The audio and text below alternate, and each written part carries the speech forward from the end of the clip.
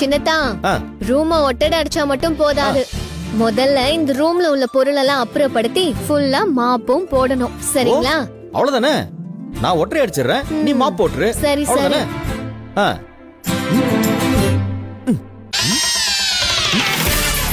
தூசியை வச்சு ஏதாவது பிளான் பண்ணி விளையாடலாமா?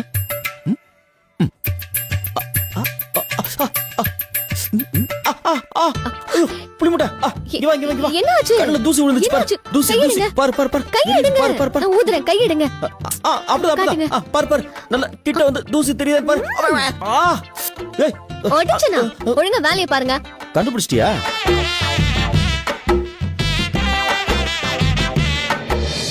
காயடி பாதையில தாவி ஓடுறான், அத்த பெத்த பூங்குயில தேடி வாடுறான், சந்தன மாலை அள்ளுது மாலை.